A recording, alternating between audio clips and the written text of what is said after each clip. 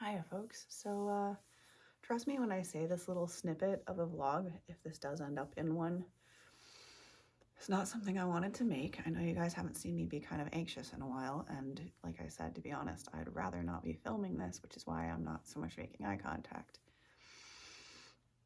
Meanwhile, I'm struggling with some anxiety at the moment, and I'll be honest, my family has encouraged me to film this before. Virtually every single time I say no, no, no, because I'm honestly too embarrassed, usually. And it's not that you should be embarrassed or anything if you have anxiety. I absolutely do not feel like that at all. And yet, quite honestly, I am embarrassed by my anxiety. So to give you some setting for this, I've been going through some things in my life lately. Don't need to detail what they are. And they're things which historically, and I'm not holding this as like a standard, however, historically, my system, my physical body has really struggled to adjust to these new levels of existence, I guess you could say. When change happens, it often affects my body very literally and can make me kind of sick until things have like settled down again. So to paint a little context, I was anxious last night and I had taken a little bit of medication so that I could get some sleep because, well, that's a story I need to tell at a different juncture for the purposes of this story. So I took some medicine because I have such high anxiety roughly around the time I went to bed. And I went to bed no problem. Now, here we are. So you're like, well, there's something to this story. Yeah. So it's something like 2:30 now in the morning. Now, this is one of my least favorite things about anxiety, I must say. I mean, obviously, if you have anxiety, you know that the general journey with it is not super fun. What happens to particularly suck about this in my story today, though, is that I really don't feel well. And so I woke up out of a dead sleep. That's an awful phrase, and I'm just now realizing that we say that an awful lot.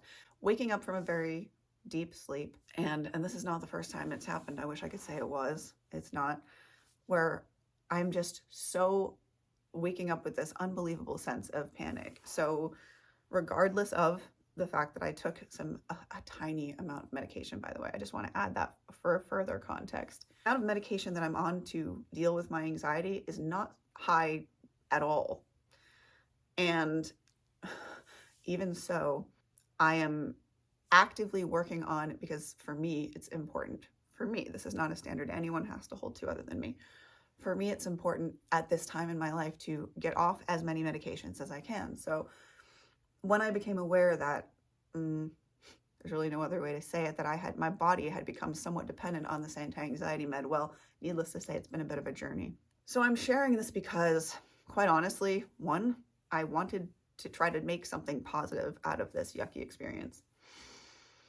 And two, I just thought, okay, I'm going to stop fighting. You know that phrase that they say, if you can't beat them, join them. I kind of had one of those moments. I had to take some more medication because, like I mentioned, it's 2:30 in the morning right now. And I would rather honestly be sleeping. Unfortunately, my anxiety has other ideas. And so I am here. I know I'm not alone in the general house. However, it feels very scary for me when I have anxiety and I'm alone. I've spoken about this with my family because they're the ones who usually witness this. When I'm anxious, for me, it is weird. It's a weird experience because I'm someone who has a lot of different bits of knowledge and I know a lot about a little bit about a lot of different things and so on and so forth. And when anxiety hits me, when I tell you that I revert to childlikeness in my mind, I am so not kidding. I revert to being a child in almost every way. And I gotta be honest with you guys, it's a really bizarre experience because, like I said, I'm a full-fledged adult, and to one, be rudely awoken with anxiety is two things. One, a really weird experience for me because up until this point in my life, the only thing that ever really would have woken me out of a sleep would have been illness or like a nightmare or something. A dream, I think, anyway. I used to sleep pretty soundly. That being said, though, comical, I don't know if I've ever joked about this on the channel at all, but my family and close friends will know. I have like freakishly good hearing. I'm one of those people who could not sleep through, anything, the world ending or anything like that. I have the most sensitive hearing that I'm the girl that if a pin drops, 5 rooms over, I will hear it. So, the twofold kind of bummer about this experience is that 1, I'm awake when I'd rather be sleeping. 2, that I was awakened with, and by the way, just for the sake of understanding of people who maybe don't deal with this, having this right now, what it feels like in my actual body, the only thing I've ever equated it to, which is the most accurate for how it feels in my specific body, is if someone was to just, we see in these dramatic movies, if somebody, is on the verge of passing or something in like a dire, situation or something in the media, on television, sometimes what they'll do is jab them with a thing of adrenaline to, get their heart going. Well, guess what anxiety feels like?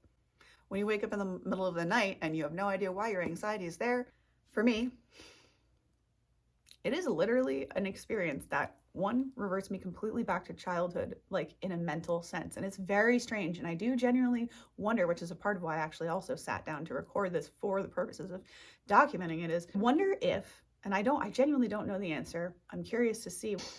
I'm wondering, and this is again kind of why I wanted to share this video. It's not to be like, oh, poor me, I'm having anxiety right now. It's because if someone else is dealing with this, I literally need them to know that they're not alone.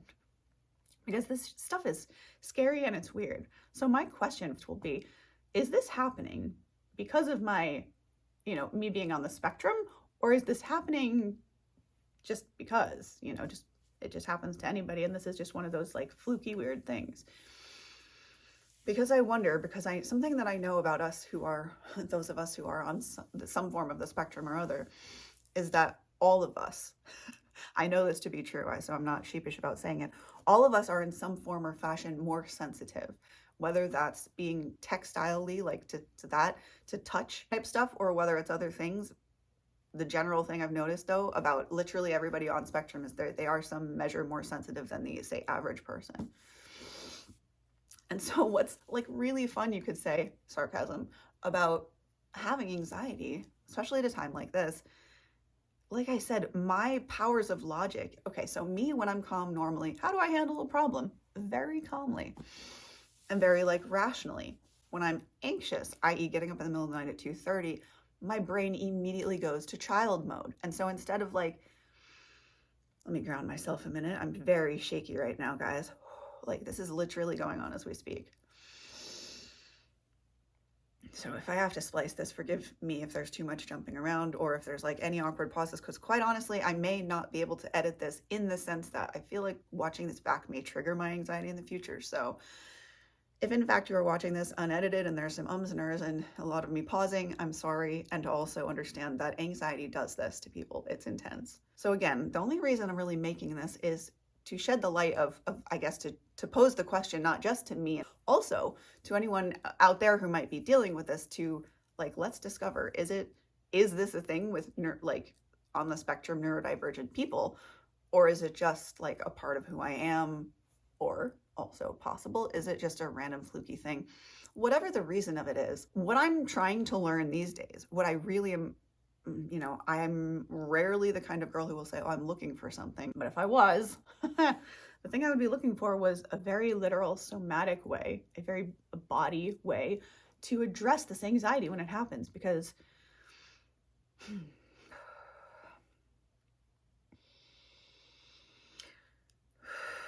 when these moments happen, I really honestly don't like being, and I am at this moment, dependent upon a drug. Like it's the kind of experience where, and this has been the biggest struggle for me with having the anxiety over the last year and a half.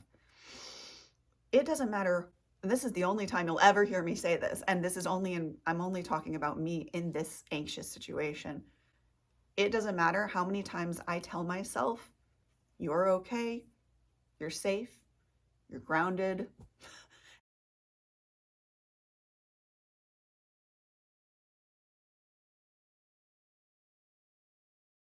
Hi fam. So clearly I wasn't able to finish that video. It was kind of funny that my storage filled up because, as you can probably tell from the video, I was really uncomfortable making it. Obviously the anxiety did pass. What ended up happening was, after my phone cut me off, I was like, ugh, I don't have the energy to clear my phone storage right now. It's like 3 in the morning. I don't even really want to be filming this. Do I want to keep making the video? And it was like, no. So I went to bed, and thus, of course, you are seeing this days later. However, I thought it was important to include a real peek of what my anxiety is like when I'm not like happy-go-lucky, this version of sham, because this is the normal version. However, there is like I was going to say a darker side. It's not my darker side. It's just the side of me that has really intense anxiety for the time being. And I thought it was important to give y'all a real raw and important look at that, as well as the good times that I share, because like I said, authenticity is important to me. So I hope that somehow this video was able to help you. And I think probably editing me will be helping me out with the closing this out. My main point was, again, just to show the rawness of what it's like when you have anxiety like this and how kind of brutal it can be. And if any of you have suggestions that you want to share, very literal, tangible suggestions of what you do, that would be very helpful, because like I was sharing very much towards the end of this, in fact, funny, when I got cut off, I was saying that essentially it doesn't matter how many times I tell myself affirmations when I'm having a panic attack, like you are okay, you are safe. My brain is just spun out on this loop of panic mode. So if you have any tools, do share them with each other here. I think that would really help each other out. And other than that, I wish you guys a beautiful, blessed rest of your day. And hopefully editing me will be closing out the rest of this. So take care. Bye. So if this video has helped you in any way, shape, or form, or if you know anyone that it would benefit, please do share it with them. It really helps me out. Subscribe, as it helps out a small content creator like myself, and be sure to tick the notification bell, because otherwise you may miss things. And last but not least, if you need any support or coaching, my beautiful soul, feel free to reach out at this email address here, and it would be my pleasure to serve you. So have a beautiful and blessed rest of your day or night whenever you're seeing this, and I will see you, beautiful cats, in the next video. Namaste and much love. Bye.